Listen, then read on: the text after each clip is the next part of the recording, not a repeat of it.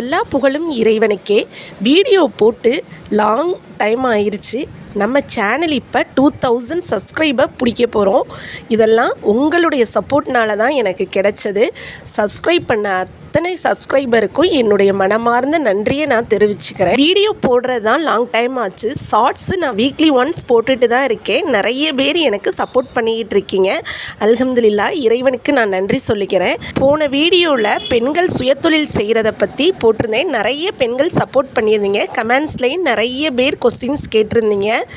பெண்கள் இப்போ ஏதாவது சுயதொழில் செய்யணுங்கிறதுலையே ஆர்வமாக இருக்காங்க. அப்படி சுயதொழில் செய்யணும்னு விருப்பப்படுற பெண்களுக்கு நான் ஒரு சில டிப்ஸ் இதில் சொல்கிறேன். நீங்கள் நிறைய இன்வெஸ்ட்மெண்ட் பண்ணி இந்த தொழிலில் இறங்கக்கூடாது. கொஞ்சமாக இன்வெஸ்ட்மெண்ட்டு போடுங்க. அதை திருப்பி ரிப்பீட்டாக எடுத்து அதையே இதில் மூலதனமாக போட்டு கொஞ்சம் கொஞ்சமாக ஆரம்பித்து உங்களுடைய தொழிலை முன்னேற்றி கொண்டு வாங்க. நான் எப்படி பிஸ்னஸில் வந்தேங்கிறத உங்களுக்கு இதில் ஷேர் பண்ணுறேன்.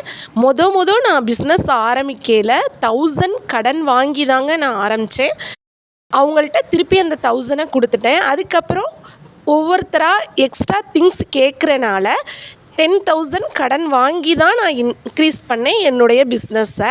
அதையுமே அவங்கள்ட்ட நான் திருப்பி கொடுத்துட்டு அதில் வந்ததை வச்சே நான் திருப்பி என்னுடைய பிஸ்னஸில் இன்வெஸ்ட்மெண்ட் போட்டு அதிலையே நான் கொஞ்சம் கொஞ்சமாக ஆரம்பித்தேங்க. இதில் முக்கியமான ஒன்று உங்கள்கிட்ட நான் சொல்ல விரும்பிக்கிறேன். என்னன்னு கேட்டிங்கன்னா, எனக்கு என்னுடைய பொருளை விற்கிறதுக்கு ஒரு ஷாப் தேவைப்பட்டுச்சு. அப்போ நாங்கள் எங்கள் மாமனார் வச்சுருந்த கடையில் ஜெராக்ஸ் தான் வச்சுருந்தாங்க.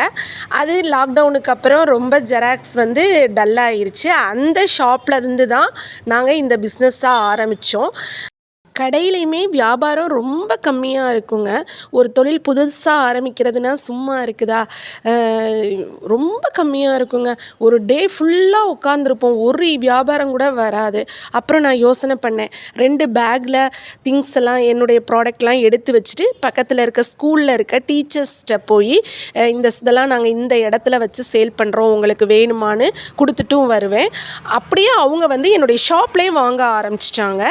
இது மாதிரி தான் என்னோட பிஸ்னஸை நான் கொண்டு வந்தேன். இதில் நான் ட்ரை ஃப்ரூட்ஸ், நட்ஸு மட்டும் சேல் பண்ணாமல் நமக்குன்னு ஒரு யூனிக்காக ப்ராடக்டை உருவாக்கணும். அப்படி உருவாக்குனது தாங்க மாம்ஸ் ஹோம்மேட் ப்ராடக்ட். இதில் நாங்கள் இட்லி பொடி வெரைட்டிஸ் பண்ணுறோம், மல்டிகிரெயின் பவுட்ரு பண்ணுறோம், சப்பாத்தி மாவு, உளுந்தங்கஞ்சி மிக்ஸு, ஃபேஸ் பேக்கு, சீயக்காய், ஹேர் ஆயில்.